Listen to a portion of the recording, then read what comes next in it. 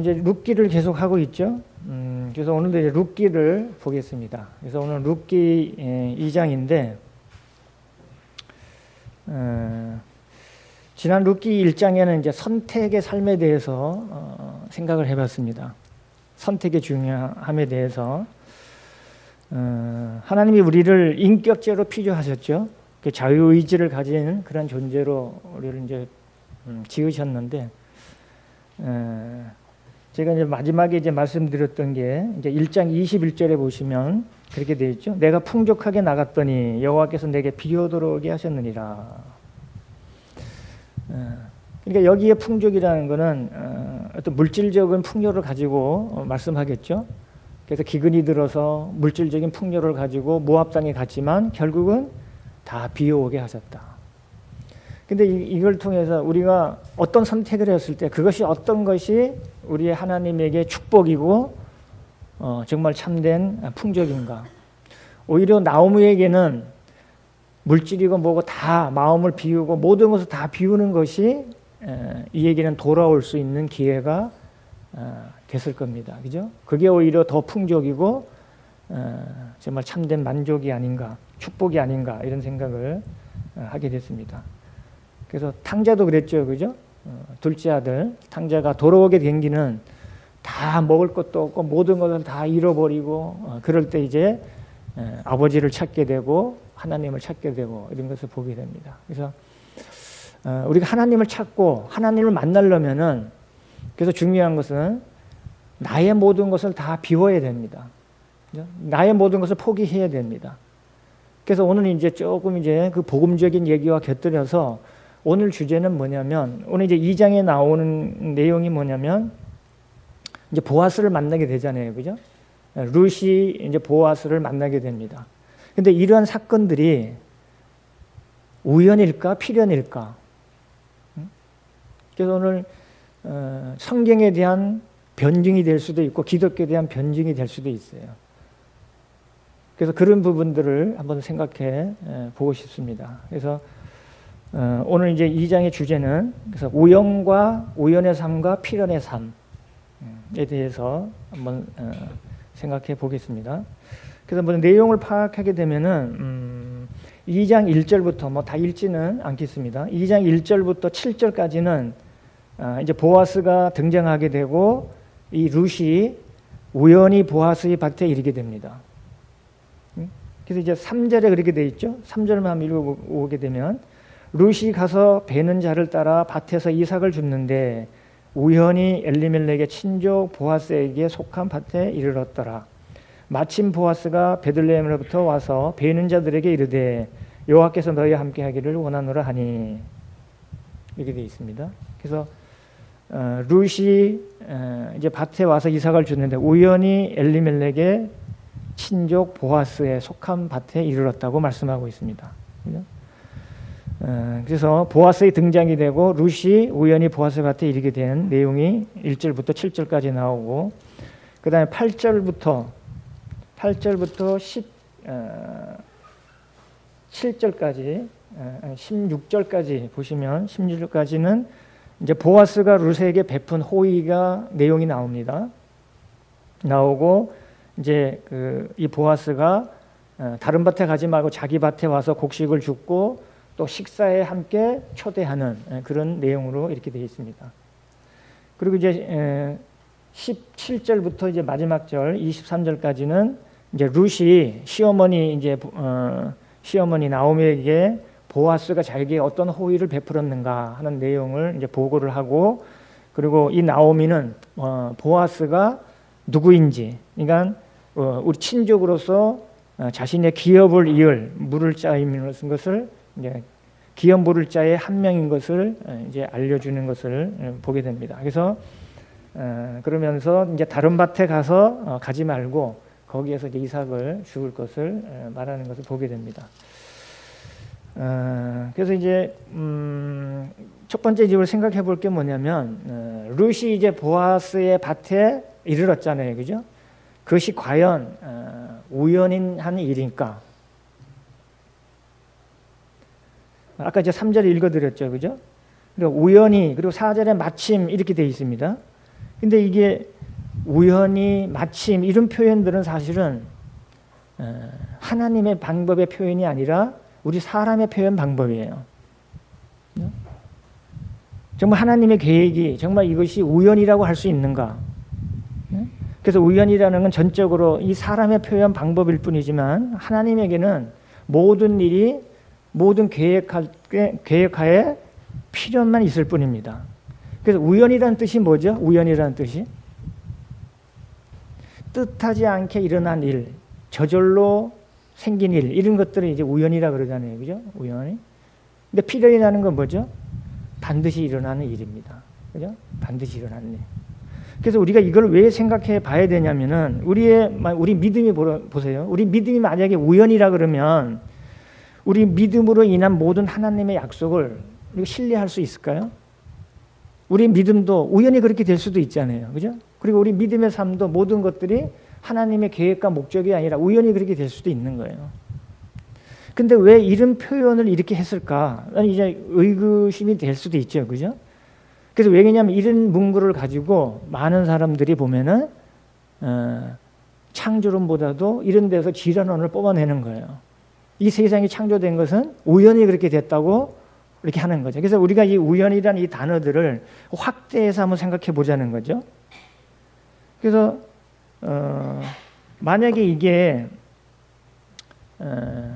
아까 말씀드려도 모든 우리의 구원과 모든 우리 삶이 만약에 우연이라 그러면은 하나님이 이 성경을 통해서 모든 약속하신 이런 모든 것들은 결국은 다 우연으로 되고 그냥 이것들이 보면은 또 확장하면은 진화론으로 가게 되고 이렇게 돼버리는 거죠. 그 첫 번째 타격을 입는 게 뭐냐면 그게 창조론이잖아요. 그죠?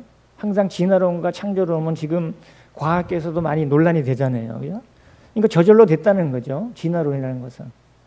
어떤 빅뱅에 의해서 대폭발이 일어나서 우연히 어떤 뭐 바이러스나 이런 걸 통해 박테리아를 통해서 생명이 형성이 되고 그래서 그 생물이 점점 해서 하등생물에서 고등생물로 바뀌고 그리고 결국은 우리 같은 지능을 가진 사람이 된 거죠.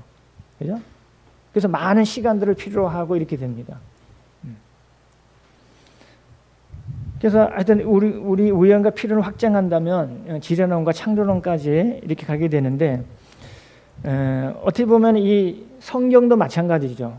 우리가 이제 나오는 성경의 이 필연성은 결국은 창조의 필연성이 필요하고 우리 이제 구속과 구원도 마찬가지죠. 그죠? 하나님의 모든 목적하에 된 거잖아요. 그러니까 우연이라는 것은 목적 없이 된 거예요. 저절로 된 거죠. 그렇지만 창조가 되었다는 것은 하나님의 모든 계획 아래 이게 필연적으로 그렇게 이루어진 것을 우리에게 말씀하고 있습니다. 그렇게 됐다면 이 성경의 모든 내용도 마찬가지예요. 성경 모든 내용이 우연히 기록이 된 게 아니잖아요. 하나님의 모든 계획 가운데 하나님의 경륜 가운데 기록된 것이 성경입니다. 그렇게 되면 우리가 성경의 필연성을 우리가 알게 되고 그리고 창조도 마찬가지예요. 창조의 필연성으로 이어지고 또 구속과 구원이 이어지잖아요. 그죠? 그 십자가를 통해서. 그리고 이스라엘과 여기에 기록되어 있는 구약의 이스라엘의 역사와 또 신약의 교회의 역사 이런 것들도 우연히 기록되고 우연히 발생된 것이 아니라 하나님의 모든 경륜 가운데 계획 가운데 목적 가운데 필연적으로 이제 역사가 이어진 것을 말씀하고 있습니다. 그래서 하나님은 영원부터 영원까지 시간을 창조하고 시간이 멈출 때까지 영원부터 영원까지 내 모든 이 계획들은 하나님의 필연적인 목적하에 이루어졌다는 거죠. 그죠? 우리 사람들은 우연히 떨어져서 이렇게 된 그러한 사람들이 아닌 거죠. 그래서 창조할 때 보면은 하나님이 자기의 형상을 쫓아 자기의 형상을 따라 우리 사람을 창조했다고 말씀하고 있습니다. 그건 하나님의 목적입니다. 그죠? 그래서 우리가 그럼 여기 우연이라는 표현을 그럼 이거는 성경에 이렇게 기록되어 있는 말씀 아니냐 이렇게 생각할 수도 있어요. 근데 우리가 이제 이거를 생각해 봐야 되냐면은 우리가 두 입장을 잘 고려해야 돼요. 뭐냐면 성경은 하나님 말씀이잖아요. 그죠? 근데 이거를 우리 사람을 위해서 기록하신 거예요. 그죠? 그래서 우리는 사람의 입장에서 이해할 수 있도록 쓰여진 거예요. 그래서 우리가 하나님 말씀은 하나님 관점으로 분별해야 되지만 사람이 이해할 수 있도록 사람의 관점으로 기록하셨다는 것을 우리가 기억을 해야 되는 거예요. 그럼 여기 이제 룻이 우연히 보아스의 밭에 이르렀다 하는 것, 이런 표현을 그러면은 어떤 표현일까요? 하나님의 입장의 표현이 아니라 사람의 입장에서 이해할 수 있도록 이렇게 하신 거예요. 그런 표현들은 성경에 많아요. 그래서 우리가 이제 성경을 이해할 때 그런 부분들을 같이 이제 생각을 해야 되는 거죠. 그래서 이게 우리가 이제 교리적으로 이거를 뭐라 그러냐면 신인, 동령, 동성론적 표현이라 그래요. 신인, 하나님과 사람, 그러니까 동형, 같은 형태잖아요. 그죠? 같은 형태, 그리고 동성, 같은 성품으로 기록한 거라는 얘기죠. 왜 그러냐면 이거를 우리가 고려를 하지 않으면 하나님을 우리가 신뢰할 수가 없어요. 왜냐하면 이런 표현들도 보면 우리가 이제 예를 들면 창세기 6장에 그런 말씀이 있죠. 하나님이 사람이 죄악이 세상에 가득하고 그 마음에 생각하는 모든 계획이 항상 악함을 보시고 하나님이 어떻게 하셨냐면 땅 위에 사람 지으심을 한탄하고 마음에 근심하셨어요. 정말 그런 분이실까? 하나님이 자기가 창조해놓고 자기가 후회하시는 거야. 그죠? 그런 표현.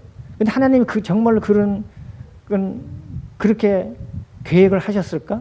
그럼 하나님의 모든 계획이 우연이 될 수도 있잖아요. 그죠? 근데 그것은 그런 것이 아니라 하나님은 결코 우리의 지으심과 창조하신 모든 것들은 결코 후회하심이 없다고 말씀하고 있어요. 그래서 민수기 23장에 보면 발람이 예언했지만 거기 하나님은 사람이 아니시니 거짓말하지 아니하시고 인생이 아니시니 후회가 없으시도다 이렇게 말씀하고 있어요. 그래서 어찌 그 말씀하신 바를 행하지 않으시고 하신 말씀을 실행하지 않으시라. 하나님은 결코 후회하지 않으신 분이에요. 근데 사람 지으심을 어떻게 했다고요? 한탄하고 근심하신 거예요. 그러니까 이게 좀 표현이 안 맞잖아요. 그죠? 그렇습니다. 그래서 우리가 하나님의 그 마음을 우리 사람의 표현 방식으로 그렇게 기록을 하게 한 거죠. 그게 바로 신인, 동령, 동성론적 표현이라는 겁니다. 그래서 우리 하나님 말씀을 이해할 때 그렇게 이해해야 되는 거죠. 그래서 여기에 이제 룻이 보아스의 밭에 이르렀던 것도 우연히 그렇게 됐지만 사람의 입장에서 이해할 수 있도록 이렇게 했지만 하나님의 계획 속에는 우연이 아니라 필연인 거죠. 그죠? 왜 그렇죠? 왜 하나님이 이 룻을 보아스를 만나게 했을까요? 하나님의 계획 속에는 누가 있는 거죠? 다윗 왕의 족보가 있잖아요. 그죠? 다윗 왕의 족보로 다윗 왕이 족보가 있고 그리고 다윗 왕으로 오실 누구를 내다보는 거죠? 예수 그리스도가 있는 겁니다. 그러면 우연히 그렇게 된 게 아니죠. 하나님이 룻이 보아스 밭으로 가게 된 것은 우리의 사람의 이해로는 우연이지만 하나님의 계획 속에는 필연이 들어있었던 거죠. 그죠? 룻을 보내서 보아스 밭에 가서 만나게 한 거예요. 그래서 이 필연은 또 필연으로 만나게 했고 인연으로 만나게 해주신 것입니다. 그죠? 그 하나님의 계획에 다 그런 거예요. 그래서 로마서 11장 29절 하나님의 부르심과 은사에는 결코 하나님은 후회하시는 분이 아니에요. 하나님이 세상을 6일 동안 창조하시고 제7일 때 다 6일 동안 지으시며 심히 좋았다라고 말씀하고 있죠. 그죠? 그리고 제7일 때 안식을 하셨다고 말씀하고 있어요. 그걸 만족하시는 거예요. 그런 거 창조를 하나님이 후회하셨나요? 그렇지 않잖아요. 하나님이 심히 기뻐하고 만족하신 거예요. 그 만족의 심이 바로 안식하셨다고 말씀하고 있는 거예요. 그래서 우리 안식에서도 보면 두 안식이 있잖아요. 창조의 안식이 있고 그 다음에 구원 안의 안식이 있습니다. 구속의 안식이 있습니다. 주님이 십자가에 달렸을 때 그 7가지 말씀하신 중에 우리가 요한복음 19장 30절에 뭐라 그랬죠? 다 이루었다고 말씀하셨어요. 주님이 6일 동안 창조하셨고 다 이루었다고 말씀하셨어요. 네? 그리고 제7일 때 쉬셨어요.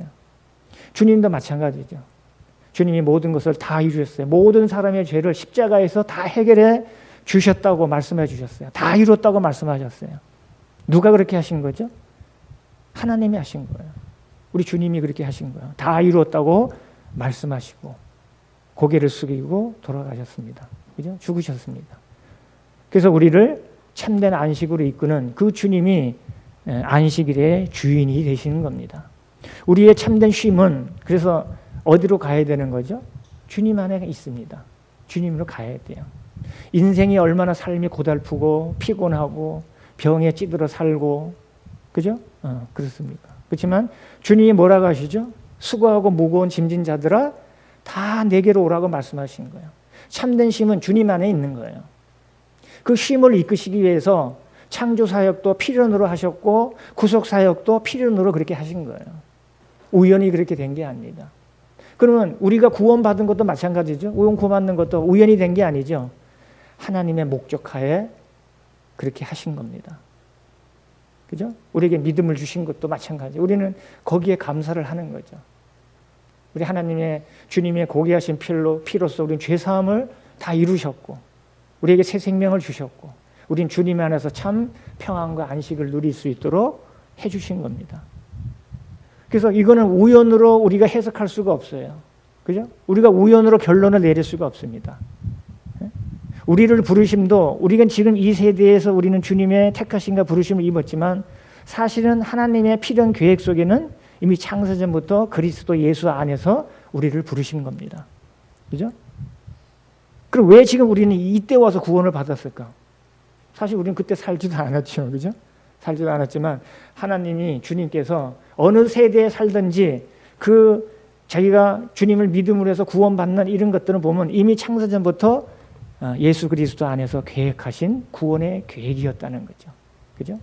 그래서 우리는 아무것도 할 수가 없어요. 다 주님이 하신 거예요. 하나님이 하시는 겁니다. 구원은 우리 스스로 할 수가 없잖아요. 그래서 구원은 선물이라고 말씀하고 계시죠. 에베소서 2장 8절에 보면 너희가 그 은혜를 인하여 믿음으로 말미암아 구원을 받았나니 이것은 너희에게서 난 것이 아니요 하나님의 선물이라고 말씀하신 것입니다. 그죠? 그래서 하나님의 선물은 우연히 우리에게 받은 것이 아니라 하나님의 계획 속에서 필연적으로 우리가 지금 이 시간에 이 시대에 우리가 받게 되는 겁니다. 그죠? 그래서 하나님의 모든 계획은 필연으로 그렇게 하신 겁니다. 그래서 성경 전체가 그렇게 말씀하시는 거예요. 그래서 우리가 창조의 필연성도 물론 말씀하셨지만 그래서 창세기가 믿는 믿음이 참 중요해요. 그래서 창세기는 우리 믿음의 모판이라 그러죠. 그죠? 모내기 모판이나 마찬가지입니다. 그래서 우리 사람은 우연히 생겼거나 창조되지 않았어요. 하나님의 모든 계획으로 창조됐습니다. 하나님 우리 사람도 지으시고 심히 좋았고 그 제7일에 안식하셨죠. 그래서 창조는 하나님의 사랑의 모든 시작이고 과정이고 완성입니다. 그리고 창조는 이 우연이라는 것은 우리가 이런 계획과 전혀 계획과 목적과는 거리가 있습니다. 그래서 우리는 창조가 있음으로 해서 죄로 인한 구원의 역사가 있고 또 우리가 부활로 인한 새로운 영원한 나라가 있는 것을 보게 됩니다. 그래서 하여튼 하나님의 관점의 모든 역사는 필연인 것을 이제 보게 되는데 여기에 이제 그 일부분이지만 여기에 있는 이 역사의 한 부분, 작은 한 그림이지만 이것은 어떻게 보면은 큰 그림의 이 역사의 한 좋은 예가 되는 것을 보게 됩니다. 그래서 아까 이제 이 본문의 사건도 하나님이 우연한 사건이 아니라 하나님의 경륜 가운데 필연적인 그러한 역사인 것을 참 보게 됩니다. 그래서 8절에 보겠습니다. 8절. 그래서 룻이 이제 만났죠. 우연히 룻이 보아스 밭에 갔지만 이것은 우연이라기보다는 하나님의 계획인 필연인 것을 보게 됩니다. 그래서 아까 우연은 어떤 표현이라고요? 우리가 사람이 이해할 수 있도록 한 표현이라는 거죠. 8절에 보면은 보아스가 룻에게 이르되 내 딸아 들으라 이삭을 주우러 다른 밭으로 가지 말며 여기서 떠나지 말고 나의 소녀들과 함께 있으라. 그래서 이제 룻이 이제 보아스가 룻에게 이제 이 보아스도 룻에 대한 것을 이 소문을 이제 들었던 것 같아요. 그래서 다른 밭에 가지 말고 나의 소녀들과 함께 있으라고 이렇게 보게 됩니다. 그래서 이게 어떻게 보면은 이제 하나님의 필연적인 만남이지만 필연적인 만남을 우리가 이제 보통 이제 인연으로도 많이 표현하잖아요, 그죠? 괜히 인연이란 단어를 쓰면은 그 어떤 뭐 이 불교적인 용어 같아요, 그죠? 단어 이런 의식을 갖고 있는데 꽃 중에도 보면은 연꽃 참 예쁘잖아요, 그죠? 연꽃을 너무 이제 불교에서 많이 하다 보니까 그게 이제 뭐 불교에 해당되는 꽃인가 뭐 이렇게 많이 생각하죠, 그죠? 근데 사실은 연꽃도 그렇고 마찬가지로 뭐 이런 인연이란 이런 단어들도 보면 어떻게 보면 그거는 사람들이 사용하는 가치 중립적인 거예요, 그죠? 사람이 어떻게 사용하나 다른 거지 가치 중립적입니다. 그래서 우리 재물 같은 것도 마찬가지예요, 그죠? 재물 같은 것도 슬기로운 자에게는 이 재물이 멸류관이라 그랬어요, 그죠? 근데 그 어리석은 자에게 재물은 그냥 어리석은 그 자체라고 이렇게 말씀하고 있는데 불의의 재물이라고 표현도 하지만 사실 그 재물 자체는 선과 악이라는 게 없어요, 사실은. 어떻게 사용하느냐에 따라서 선이 되고 악이 될 수도 있는 거예요. 그러니까 재물도 가치 중립적이죠. 그래서 우리가 어떤 단어들을 볼 때 그런 것들이 참 많이 있는 걸 보게 됩니다. 그래서 우리가 이제 그런 단어를 사용한다든가 어떤 이제 뭐 사물이라는 걸 볼 때 우리가 그런 가치 중립적을 어떻게 사용하냐에 따라 달라질 수 있다는 거. 그리고 칼도 마찬가지잖아요. 칼도 요리사에게 사용하면 선하게 사용되는 거죠. 근데 강도에게 사용되면은 악한 대로 사용됩니다. 그런 거가 마찬가지예요. 그런 부분. 그래서 우리 인연이란 표현도 참 중요한 그 단어인데, 인연이란 뜻은 어떤 관계죠. 사람과 사람 사이의 어떤 연분 또는 어떤 이런 사물, 사람이 상황이나 어떤 일, 그런 사물과 맺어지는 어떤 그런 관계를 인연이라고 이렇게 합니다. 그래서 여기 이제 보아스와 룻이 만난 것은 이제 하나님의 필연적인 역사이기도 하지만 이들에게는 참 인연인 것을 보게 됩니다. 그래서 저는 이제 인연이라는 걸 생각해 보면서 이제 우리 아이들도 이제 결혼을 하게 되잖아요, 그죠? 결혼을 이제 하고 지금 많이 고르고 이게 있는데, 인연이라는 것은 뭐냐면 우리 이제 그 영생이라는 것을 말씀하실 때 요한복음 17장 3절에 나오는 영생은 유일하신 참 하나님과 그의 보내신 자 예수 그리스도를 아는 것이라 그랬죠, 그죠? 인연도 보면은 아는 것인데 여기서 아는 것은 뭐냐면 쌍방간의 알을 말하는 거예요. 한쪽에서 아는 것은 그거는 서로 참 안다고 우리가 할 수가 없는 거죠. 그래서 인연도 마찬가지 같아요. 인연도 마찬가지. 한쪽에서만 오케이 되는 게 아니라 두 사람이 다 오케이 돼야 되는 거예요. 그게 참 아는 거죠. 구원도 마찬가지예요. 그래서 이 구원에 있어서도 많은 사람들이 인연을 못 맺어요. 그리스도와 인연을 못 맺는 이유는 뭐냐면 자기가 찾기는 찾는데 하나님의 뜻은 아니에요. 이게 문제인 거죠. 그래서 우리가 이제 그 마태복음 7장에도 나더러 주여 주여 하는 자보다 다 천국에 들어갈 것이 아니라 내 뜻대로 행하는 자야 들어가리라 이런 말씀하잖아요, 그죠? 그들은 하나님에 대해서 많이 자기도 안다 그러고 열심히 하고 많이 하는데 주님은 모르시는 거예요. 그러면 안 되는 거예요. 인연이 안 맺어지는 거예요. 그래서 정말로 하나님의 뜻에 믿음을 닦고 내가 정말로 하나님을 주님의 하신 일들을 믿고 주님의 뜻 가운데로 참 믿음을 갖고 있으면 주님도 아는 거고, 그죠? 주님도 알고 나도 참으로 알고 그렇게 되면은 주님과 함께 인연이 맺어지는 거예요. 그렇게 해서 구원이 되는 거죠. 만약에 두 사람이 뭐 결혼하려고 만나는 것도 뭐 두 사람이 다 아는 조건이 돼야 돼요. 그죠? 한쪽에서 뭐 오케이가 안 된다 그러면은 인연이 될 수가 없는 거죠.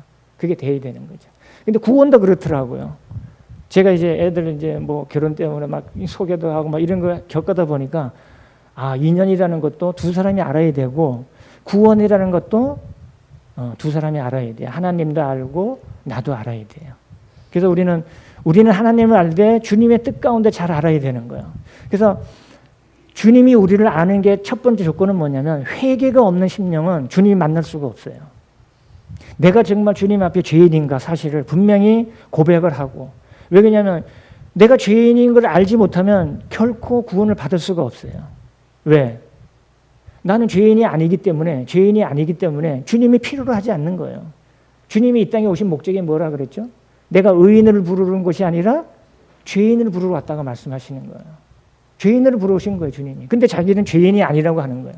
나는 그래도 조금이라도 의로움이 있다. 그게 아니에요. 아까 나오미에게 축복이 뭐라고요? 자신을 완전히 비워지는 거예요. 그게 축복인 거예요. 그죠? 우리가 못하기 때문에, 잘 보세요. 구원이라는 게 우리가 못하기 때문에 누가 내려오신 거예요? 하나님이 내려오신 거예요. 그게 구원입니다. 내가 조금이라도 할 수 있다 그러면 하나님은 아무 나오고 연줄을 맺을 수가 없어요. 나는 아무것도 할 수 없습니다. 주님 나를 도와주세요. 나는 정말 죄인입니다. 주님이 나를 구원하시게 이 땅에 오셨습니다. 나를 구원해 주세요. 나는 온전히 회개합니다. 나의 모든 것을 버리고 비우고 주님으로 나를 채워주세요. 주님 십자가에서 하신 그 모든 나를 위해서 피 흘려 죽으셨고 나를 위해서 모든 죄를 주님이 담당해 주셨습니다. 그 사실을 믿는 거예요. 주님이 나의 구주이십니다. 나의 하나님이십니다. 나의 생명이십니다. 나의 구원자이십니다. 그죠? 그게 감사되는 거예요. 그죠? 그리고 물론 이제 말씀도 그래요. 구원이라는 게 뭐 전도하면서 같이 이제 막 교제를 하잖아요. 그죠? 어떤 말씀이 나에게 와 닿아갈 수도 있어요. 그래서 하나님의 말씀이 다 많잖아요. 그죠? 그 말씀을 막 교제 가운데 어떤 한 말씀이 나의 마음속에 싹 들어올 수가 있어요. 성령님이 그렇게 해주시는 거예요. 그죠? 그래서 가장 많이 이제 쓰이는 게 요한복음 3장 16절에 보면 하나님이 세상 이처럼 사랑하사 독생자를 주셨느니 이는 저를 믿는 자마다 멸망치 않고 영생을 얻게 하려니라. 근데 참 이게 제가 이제 조사를 해보면요. 요한복음 3장 16절이 많은 사람이 아는 구원의 구절인데 오히려 그거보다도 다른 거를 더 많이 이렇게 하더라고요. 왜냐하면 성령님이 다른 거를 딱 또 집어줘 주시는 것 같아요. 물론 그걸로 구원 받으신 분도 있어요. 그 말씀을 믿음으로 받아들이고. 근데 오히려 다른 말씀들을 많이 이렇게 해주시더라고요. 근데 어떤 것이 이제 할지는 몰라요. 그러니까 어떤 분들은 말씀이 아니라 찬송과 가사를 통해서도 구원받을 수도 있어요. 근데 가사 내용이 말씀이 없는 건 아니죠. 그죠? 그래서 말씀을 근거해서 깨달아 알 수 있도록. 그래서 우리가 찬송할 때도 곡에 집중하지 말고 어디에 관심을 두라고요? 가사에다 많이 집중하는 게 좋아요. 가사를 이렇게 음미하면서. 왜냐하면 찬송과 가사들은 대부분 보면은 간증의 가사들이 많아요. 간증과 찬양과 고백의 그런 가사들 내용들이 많잖아요. 그죠? 그걸 이해할 수 있도록.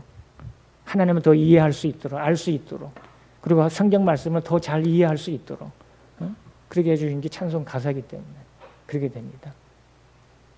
그래서 이제 이 보아스는 다른 밭에 가지 말고 이 룻을 여기서 이제 곡식을 줄 것을 말씀하고 있습니다. 그래서 정말 이 룻과 보아스는 하나님의 우연한 그런 만남이 아니라 필연적인 만남이었고 정말 둘이 가정을 이룰 수 있는 인연의 만남이었던 것을 참 보게 됩니다. 이게 다 이제 어떻게 보면 아까 창조의 어떤 필연도 있지만 역사의 필연인 거죠. 그리고 이제 10절에 보면은 이제 10절에 보면 이제 룻이 그렇게 고백을 합니다. 룻이 엎드려 얼굴을 땅에 대고 절하며 그에게 이르되 나는 이방 여인이거늘 당신이 어찌하여 내게 은혜를 베푸시며 나를 돌보시나이까 하니. 보아스는 이미 이제 뭐 여기 앞에 사원에게 물어봤지만 그 내용을 알고 있었어요. 11절에 보아스가 그에게 대답하여 이르되 내 남편이 죽은 후로 내가 시어머니에게 행한 모든 것과 내 부모와 고국을 떠나 전에 알지 못하던 백성에게로 온 일이 내게 분명히 알려졌느니라. 그러니까 보아스는 어떻게 보면 이 룻에 대한 모든 것들을 사실은 다 알고 있었던 거예요. 그죠? 그것을 다 알고 이 룻에게 이방 여인인지 알면서도 그에게 이 은혜를 베푸는 것을 보게 됩니다. 이 베푸는 모습을 보면서 어떻게 보면은 우리가 마태복음 15장에 보면은 가나안 여인이 있었어요, 그죠? 그 가나안 여인은 이제 자기 딸이 귀신 들렸죠, 그죠? 귀신 들렸는데 와서 고쳐줄 것을 주님에게 요청합니다. 그래서 이 가나안 여인으로 소개되어 있고 수로보니게 여인으로 이렇게 소개되어 있습니다. 수로보니게 족속인데 수로보니게는 뜻은 뭐냐면 수리아와 베니게의 합한 단어예요. 수로보니게 이렇게 되는데 이 여인은 수로보니게 족속이면서 헬라인입니다. 근데 이 여인이 주님에게 와서 귀신 들린 딸을 치유하도록 요청합니다. 근데 주님이 뭐라고 말씀하냐면 먼저 구원은 이스라엘에게 가야 되는 거예요. 그죠? 먼저 우선으로. 그래서 나는 이스라엘 집에 잃어버린 양 외에는 다른 데로 보내심을 받지 않았다. 이렇게 얘기했을 때 이 여인이 뭐라 그러냐면 자녀의 떡을 주님은 자녀의 떡을 개들에 던지 마땅치 않다. 이렇게 했을 때 이 여인은 개들도 제 주인의 상에서 떨어지는 부스러기를 먹나이다. 그래서 내 딸을 고쳐주세요. 이렇게 요청을 하는 거죠. 그러니까 이제 이 주님이 여자여 내 믿음이 크도다. 내 소원대로 되리라. 내 믿음이 크도다. 이렇게 말씀한 걸 보게 됩니다. 그러니까 주님은 항상 그 믿음이 참 중요한 거예요. 믿음을 통해서 그렇게 하시는 거죠. 그 백부장이 보면 하인을 데리고 왔을 때도 주님이 그랬죠. 와서 고쳐주세요 했다니까 나가 갈 필요가 없다. 낫다고 이렇게 했을 때 그런 나는 주님이 가서 고쳐주신다니까 이 백부장이 뭐라 그랬죠?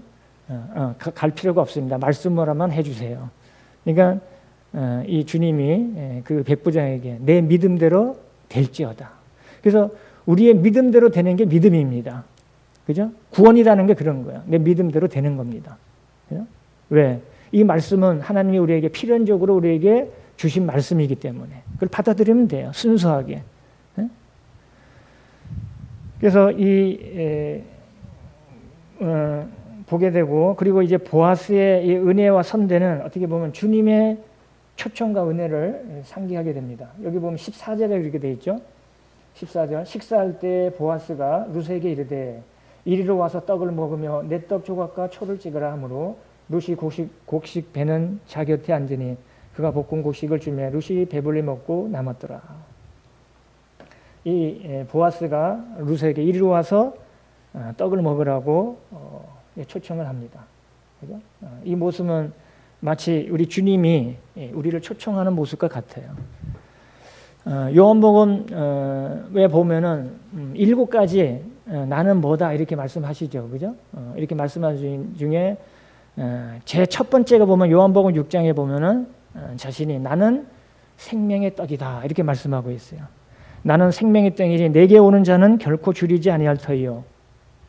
그리고 항상 주님은 어떤 것을 먹는 것을 믿음으로 많이 이게 은유적으로 많이 말씀하셨어요. 그래서 나를 믿는 자는 영원히 목마르지 않으니라 이렇게 말씀하고 있어요. 주님은 우리에게 생명의 떡이라고 말씀하고 있습니다. 그래서 이 보아스가 룻을 초빙해서 와서 떡을 먹으라 하는 것은 마치 주님이 우리를 초청하는 그런 모습을 우리가 보게 됩니다. 그래서 결국은 이 룻도 이 보아스의 초청에 의해서 이는 참 생명의 구주가 될 수 있는 거고, 그죠? 우리 육신의 생명이 구주가 될 수도 있고, 또 영혼의 구주가 될 수 있는 그런 부분들을 참 생각해 보게 됩니다. 그리고 이제 15절, 16절에는 이제 다른 소년들에게 이 룻을 잘 돌보아 줄 것을 말씀하고 있습니다. 15절은 룻이 이삭을 주우러 일어날 때 보아스가 자기 소년들에게 명령하여 이르되 그에게 곡식단 사이에서 죽게 하고 책망하지 말며 또 그를 위하여 곡식다발에서 조금씩 뽑아버려서 그에게 죽게 하고 꾸짖지 말라 하니라. 그래서 이삭을 주울 때 책망하지 말고 그리고 곡식다발에서 조금씩 뽑아서 버리라고 이렇게 말씀하고 있어요. 그래서 이스라엘에는 이게 레위기서 23장에 이 규례가 나와요. 곡식을 벨 때는 곡식에 떨어지는 이삭들은 절대 줍지 말라고 말씀하고 있어요. 이 이삭들은 다 누구의 것이냐면 어떤 나그네들, 거류민들, 또 고아나 과부들을 위해서 이 곡식을 절대 줍지 말라고 말씀하고 있습니다. 과거에도 우리도 보면은 그 뭐 기계로 이렇게 별을 베지 않을 때는 새들도 참 많았어요, 그죠? 왜냐면 아무리 깨끗하게 사람이 죽어도 거기는 곡식 나란히 떨어져 있었어요. 그리고 이제 이 곡식단을 갖다가 이제 별을 이제 털고 보면 이제 쌓아놓고 이랬잖아요, 그죠? 그럼 거기에도 이제 남아 있어서 새들이 와서 많이 먹고 이랬던 걸 이제 보게 되는데 이제는 기계가 와가지고 기계로 싹 빼보니까 진짜 고갈 하나 찾기도 참 그렇게 힘들어져 버렸습니다. 그죠? 그래서 새들이 이제 뭐 이렇게 오질 않아요. 뭐 저기 뭐 서해안에도 어디 뭐 어디죠? 이런 그 새들이 오는 그런 데 보면은 이제 새들이 거의 철새들이 오지가 않는데요. 그 이유가 뭐냐면 먹을 게 없잖아요. 먹을 게 있어야 오는데 그렇게 됐다는 거죠. 그래서 하여튼 이 이스라엘의 규례, 하나님의 말씀에는 이삭을 주울 때 결코 이제 떨어진 것을 줍지 말 것을 말씀하고, 오히려 여기는 보면은 보아스가 루시 밭에 가서 이제 주울 때 이 소년들에게 오히려 뽑아 버려서 그게 줍고 꾸짖지 말라고 이렇게 말씀하고 있습니다. 그래서 룻은 이제 이 보아스의 그런 배려로 보면은 17절에 룻이 밭에서 저녁까지 줍고 그 주운 것을 떠니 보리에 한 에바쯤 되는지라. 많은 양을 이제 주울 수 있었습니다. 그걸 가지고 시어머니에 가서 이제 드리는 걸 보게 되는데, 한 에바라 그랬는데 한 에바는 부피로는 한 22리터 정도 된대요. 22리터. 이제 무게로는 22.7kg 되는 거예요. 22.7kg. 그 20kg면은 쌀 한 푸대 정도 되잖아요. 그죠? 20kg 쌀 하나가 되는데, 그런 양을 이제 주어서 이제 시어머니에게 가져오고, 이 시어머니는 이제 어디에서 주었냐 이랬냐고 이제 물어봅니다. 19절에 그렇게 나오죠. 시어머니가 그에게 이르되 오늘 어디서 주었느냐, 어디서 일을 하였느냐, 너를 돌본 자에게 복이 있기를 원하노라 하니, 룻이 누구에서 일했는지 시어머니에게 알게 하여 이르되 오늘 일하게 한 사람의 이름은 보아스니이다 하는지라. 보아스라는 이름은 뭐냐면 유력자, 뭐 힘 이런 뜻입니다. 아까 이제 2장 1절에 그의 이름이 유력한 자가 있으니 그의 이름이 보아스라 그렇게 말씀하셨죠. 그래서 오늘 일을 한 사람은 보아스인데, 그 보아스가 누구냐면 20절에 이제 알려주는 거죠. 나오미가 20절 나오미가 자기 며느리에게 이르되 그가 여호와로부터 복받기를 원하노라. 그가 살아있는 자와 죽은 자에게 은혜 베풀기를 그치지 아니하도다 하고, 나오미가 또 그에게 이르되 그 사람은 우리와 가까우니 우리 기업을 물을 자 중에 하나이니라 하니라. 그 사람은 우리 친족인데 우리 기업을 물을 자 중에 하나라고 말씀하고 있습니다. 그래서 첫 번째는 아니었던 것 같아요. 이제 그게 이제 3장에 나오게 됩니다. 3장에. 그래서 기업 물을 자 중에 하나라고 이제 소개를 하고, 이 시어머니는 이제 룻에게 다른 데 가지 말고 22절에 나오미가 며느리 룻에게 이르되 내 딸아 너는 그의 소년들과 함께 나가고 다른 밭에서 사람을 만나지 않은 것이 좋으니라 하는지라 이렇게 말씀하는 것을 보게 됩니다. 그래서 이 보아스는 룻이 이 곡식다발을 주를 때 그를 책망하고 꾸짖지 말라고 이렇게 말씀한 것을 보게 되고, 그리고 이 나오미는 시어머니는 이 보아스 우리 기업의 물을 자 중에 하나로 소개하는 것을 보게 됩니다.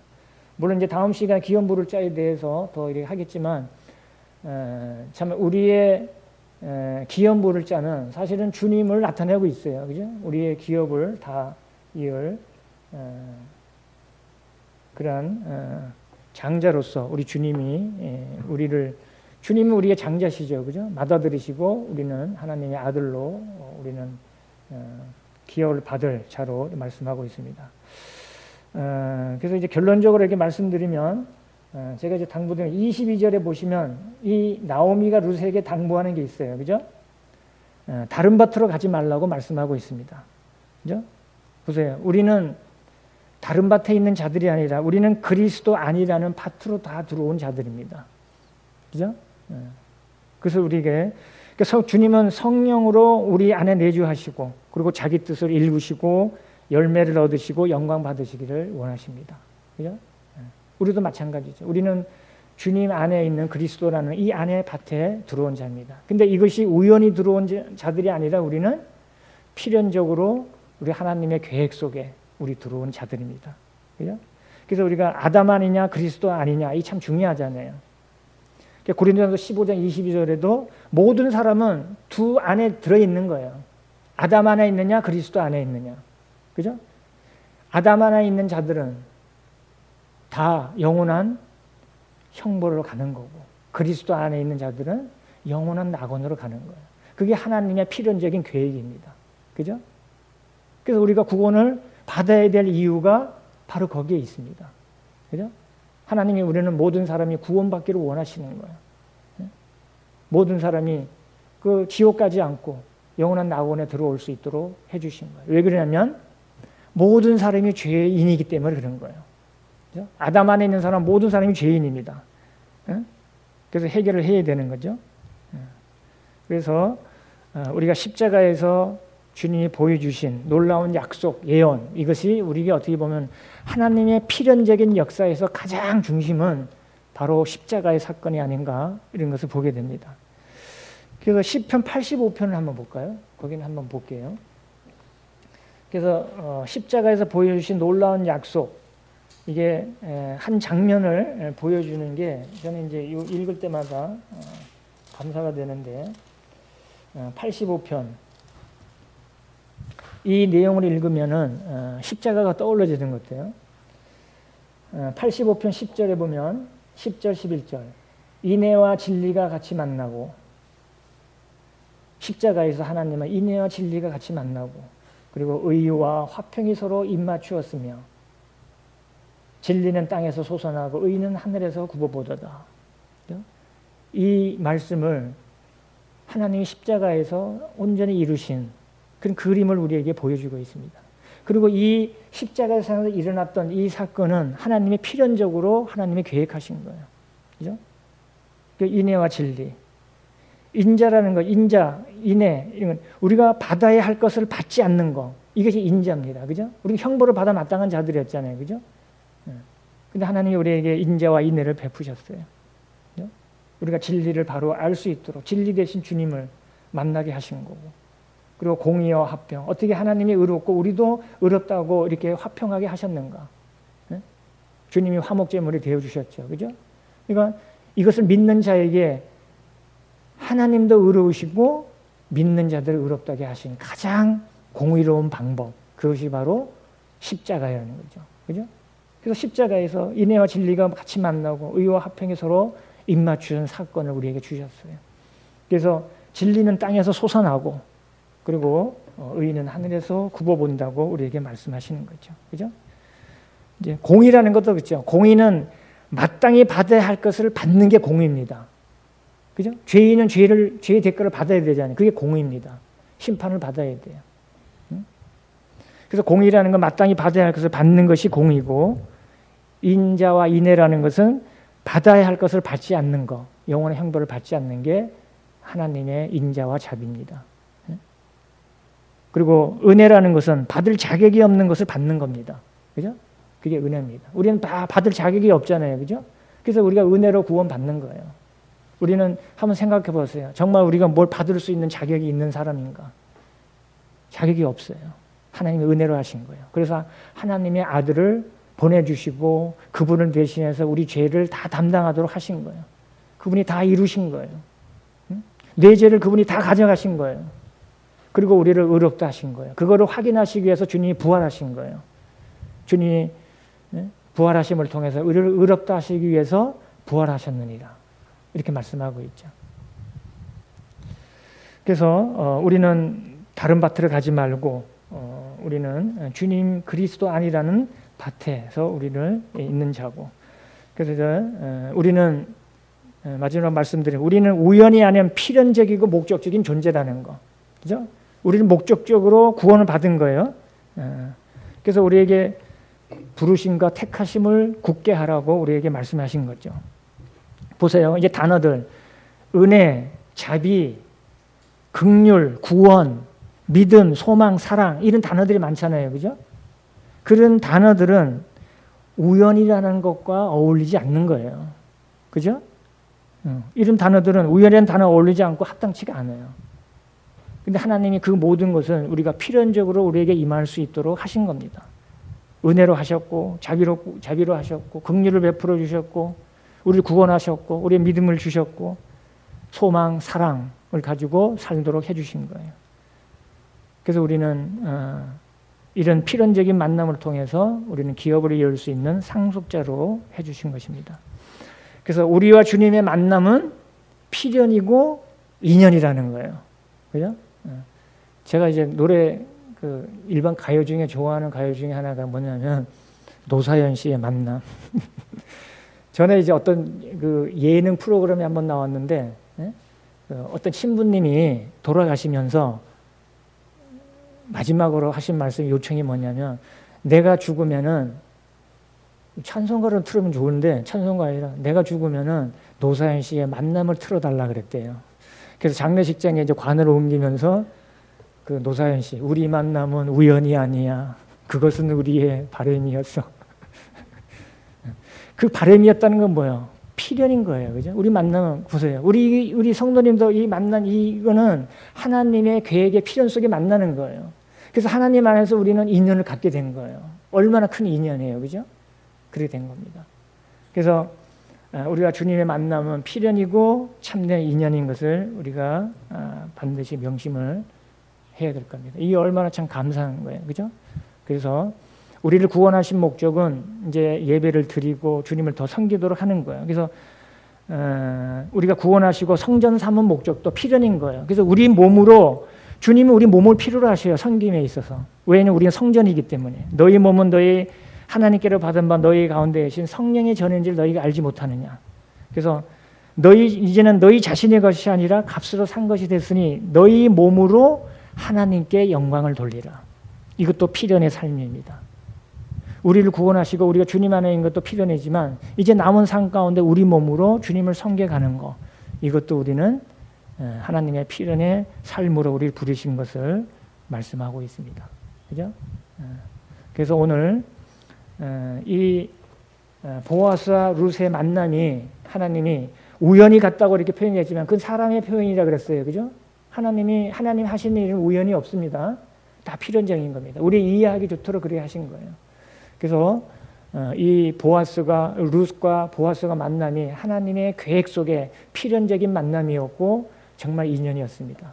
그럼 우리도 마찬가지 우리 주님을 부르신 것은 필연적인 주님 안에 만나게 하신 것이고 그것은 주님과의 정말로 깊은 인연으로 우리를 부르신 것을 말씀하고 있습니다. 그죠? 그래서 우리는 우연히 생긴 존재가 아니에요. 그죠? 우리는 하나님의 창조 계획 속에 우리가 다 있는 그런 자들입니다. 고귀한 존재들입니다. 그것을 알고 우리가 또 주님을 더 감사하고 섬기는 그런 삶이 되기를 바랍니다. 우리 기도하고 마치겠습니다.